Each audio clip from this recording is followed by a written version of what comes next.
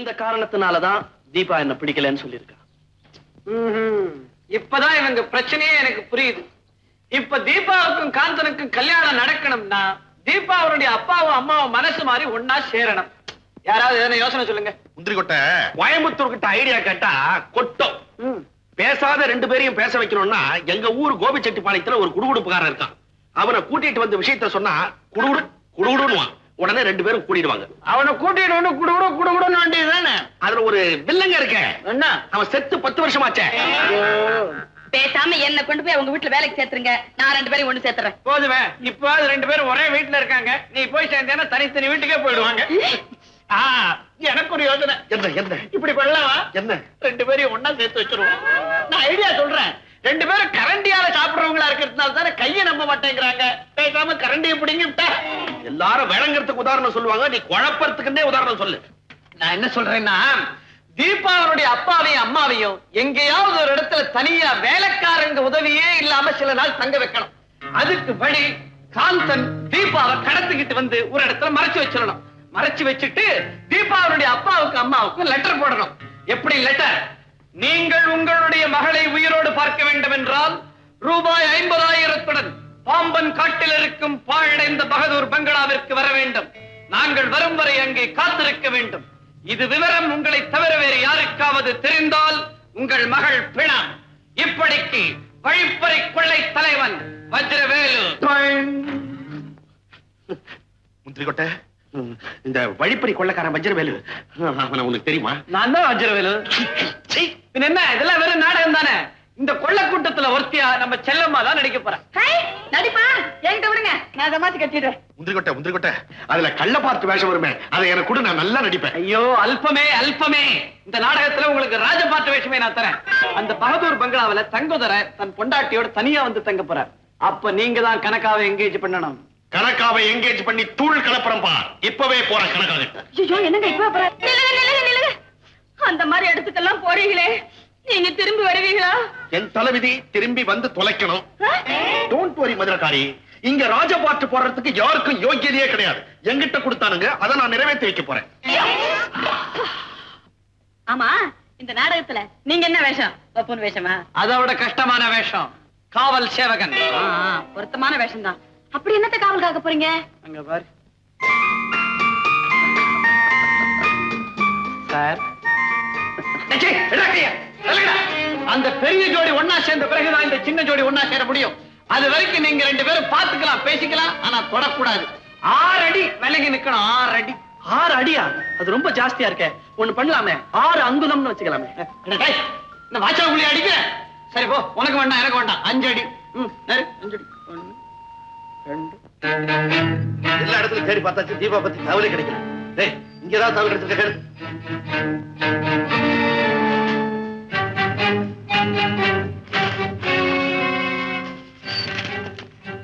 உங்கள் அருமை மகள் தீபாவை தேடி அலைய வேண்டாம். அவள் என் கைவசம் இருக்கிறாள். உங்கள் பெண்ணுக்கு விலை 50,000. அந்த பணத்தோடு பாம்பன் காடு பகதூர் பங்களாவிற்கு வந்தால் பெண் கிடைப்பாள். அந்த பங்களாவிற்கு பெண்ணின் தாயும் தந்தையும் தவிர பிறர் வரக்கூடாது. இது விவரம் ரகசியம். இது வெளியானால் மறுகணமே உங்கள் மகள் பிணமாவாள். யாரா இருந்தாலும் சரி, உடனே போலீஸ் போன் பண்ணி என்ன செய்யணும் பாரு. பொண்ணத்தான் கூட்டிட்டு வரணும், பணத்தை எடுத்துக்கிட்டு வரக்கூடாது. அடுத்தவங்களுக்கு தெரியக்கூடாது. அவனே எழுதிருக்கானே.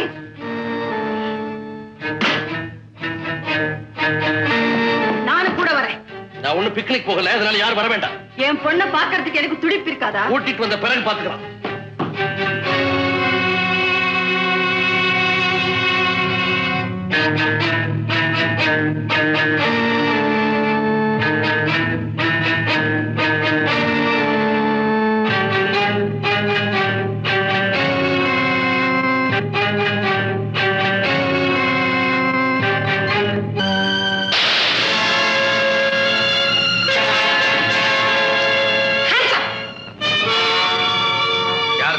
அல்பத்தொகை 50,000. இத வாங்க அவர் வரணுமா? இதான் பணமா? பொண்ணை கொடுத்துட்டு பணத்தை வாங்கிக்க. யோ பெரிய மனுஷன், வியாபாரத்துலதான் பொருளை வாங்கிட்டு பணத்தை கொடுப்பாங்க. இது வழிப்பறி. பணம் முதல்ல, பொண்ணு அப்புறம். அது திரும்பி போறதுக்கு செலவுக்கு வச்சிருக்கிறேன். இங்க திருட்டு பயம் அதிகம், அதனால என்கிட்ட இருக்கு. என்னையா பாட்டில் கொண்டாந்துருக்க? நான் போதைக்காக குடிக்கிறது இல்ல, போற உயிரை நிறுத்துறதுக்காக குடிக்கிறேன். என் உயிரே இதுலதான் இருக்கு. எல்லாருக்கும் உயிர் கூட்டுல இருக்கு, உன் உயிர் பாட்டில் இருக்கு. பேசிட்டு நிக்காத, பணத்தை வாங்கிட்டேன், பொண்ணது கொண்டா. கொஞ்சம் இரு, இப்ப வரும்.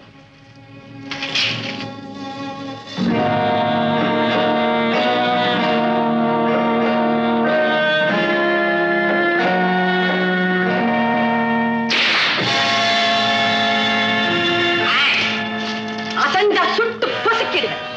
ஏயா பெரிய மனுஷா, உன் பின்னாலேயே சிஐடி வர சொல்லிட்டியா?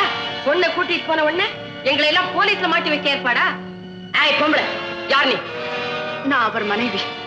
என்னையும் இங்க வர சொல்லி உங்க கூட்டத்தை சேர்ந்த வஜ்ரவேலு போன் பண்ணியிருந்தாரு. போன் பண்ணது உண்மைதான், ஆனா நீதான் அவர் பொண்டாட்டிங்கிறத நான் எப்படி நம்புறது? அவர் என் கணவர் தாமா. அது உன் பொண்டாட்டியா?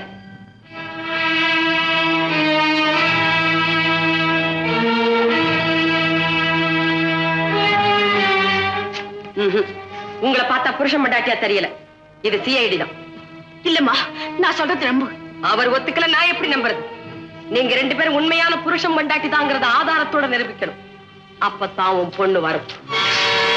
என்னங்க, நீங்க என் கணவர்னு ஒத்துக்கிட்டாதான் தீபா நமக்கு கிடைப்பா. இந்தாம்மா, இது என் மனைவிதான். நான் நம்ப மாட்டேன். இஷ்டம் இல்லாம அவர் ஒத்துக்கிறாரு, அதை கேட்டு நீ மகிழ்ந்து போற. உண்மையான புருஷன் பொண்டாட்டியா இருந்தா இப்படி எல்லாம் நடந்துக்க மாட்டாங்க. இதுல ஏதோ சூது இருக்கு. வாங்க, உங்க ரெண்டு பேரும் இந்த ரூமுக்குள்ள போட்டு பூட்டிட்டு போறேன்.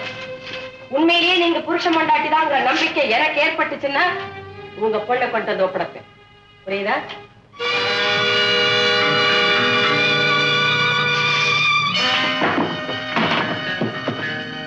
என்னங்க, அந்த கொள்ளைக்காரி என்னன்னு சொல்லிட்டு போறானே, அதுக்காக சொந்தம் கொண்டாடலான்னு பாக்குறியா?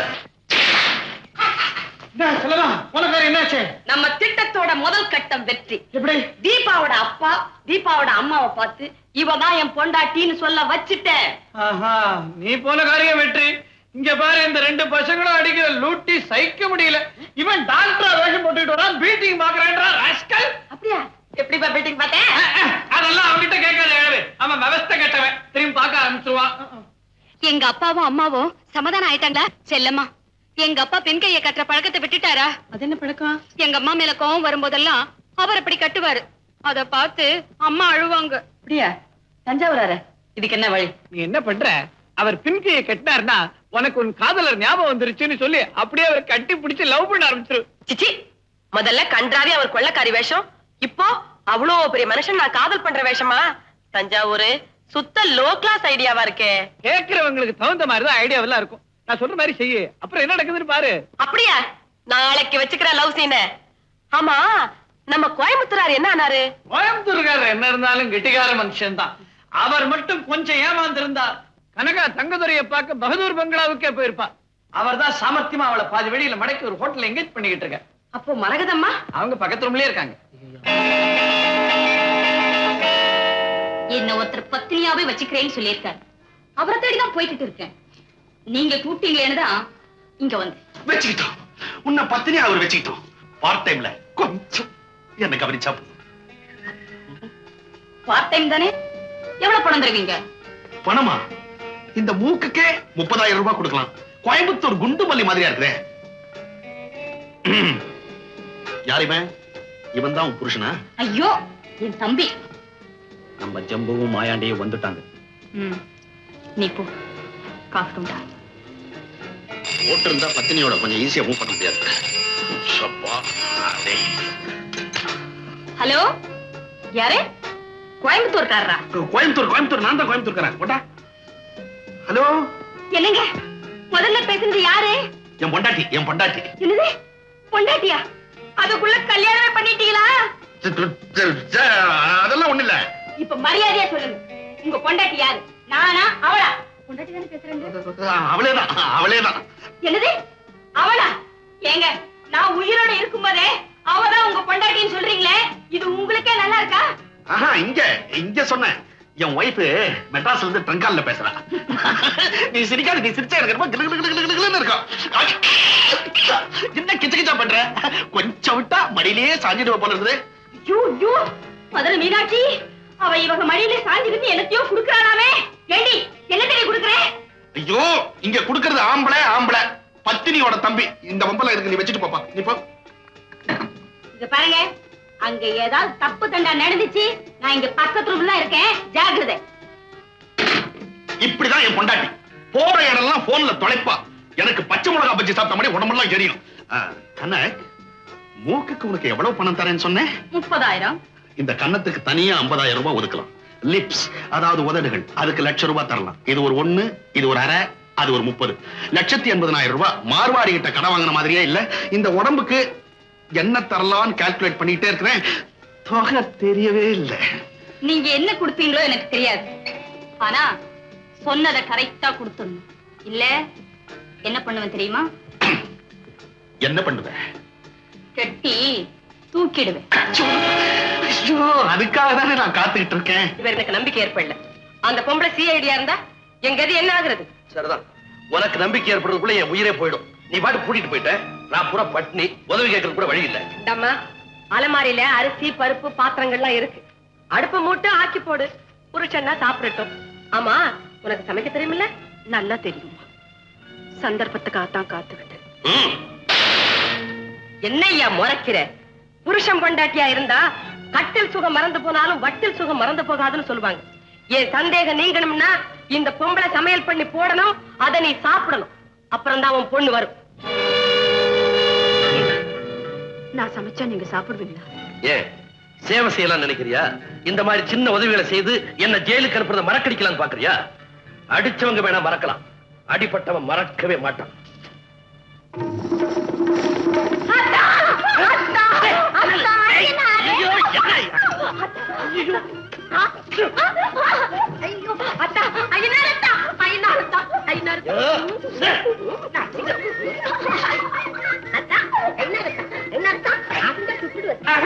அது எவ்வளவோ பெட்டர். நீ என்ன சுற்று. ஐயனாரத்தான் இல்ல. ஆமா, பெரிய மனுஷன். அப்புறம் ஏன் பின்னால கையை கட்டினா? அது என் பழக்கம். அதான் எங்க ஐநாரத்தான் பழக்கமும். என்ன சொல்ற நீ? இல்ல பெரிய மனுஷா, எங்க ஐநாரத்தான் நான் காதல் பண்ணணும்னா அவர் ஒரு சிக்னல் கொடுப்பாரு. அதான் இப்படி உன்ன மாதிரி பின்னால கை கட்டுவாரு. நானும் இப்ப வந்து உன்னை கட்டினேன், அதே மாதிரி கட்டிக்குவேன். இப்ப இந்த அத்தான் ஜெயிலுக்கு போயிட்டார். நான் இனிமே ஜென்மத்துக்கு கைய பின்னால கட்ட மாட்டேன். கட்ட மாட்டியே? கட்ட மாட்டேன். விட்டுட்டியா? விட்டுட்டேன். ஒரே ஒரு தரம் கட்டு. விட்டுட்டேன். ஆள விடு.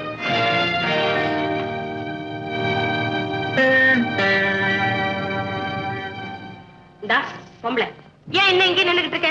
போய் சமையல கவனிப்போ. நான் சமைக்கிறது 10 நாள் கூட சாப்பிடாம அவர் இருக்காரு. ஆனா ராத்திரில குடிக்காம அவரால தூங்கவே முடியாது. நேத்து கொண்டு வந்தது ராத்திரியே சாப்பிட்டாரு. எனக்கு எப்படியாவது ஏற்பாடு பண்ணு. அதுக்கு என்ன, காளி கோயில் பக்கத்துல சாராய விக்கிற கண்ணா இருக்கான். அவங்கிட்ட காசு கொடுத்தா எப்பேற்பட்ட சரக்கையும் கொடுப்பான். காசு கொடு, வாங்கிட்டு வரேன். காசா?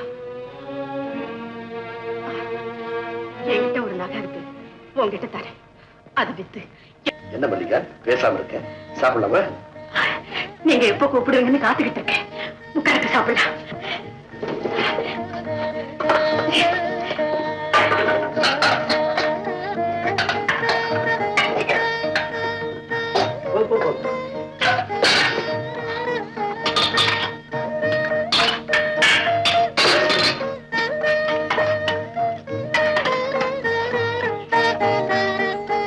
பிரமாதமா இருக்கு மல்லிகா. வீட்டுல உங்களுக்கு விதவிதமா சமைச்சு போடணும்னு நினைச்சேன். அதுக்கு நான் கொடுத்து வைக்கிறேன். இந்த காட்டுல இதை தவிர வேற ஒண்ணுமே கிடைக்கலீங்க. என்ன செய்து போடுறேன்றது என்ன இருக்குது? செய்யற கையையும் அந்த பக்குவத்தையும் பொறுத்துதானே.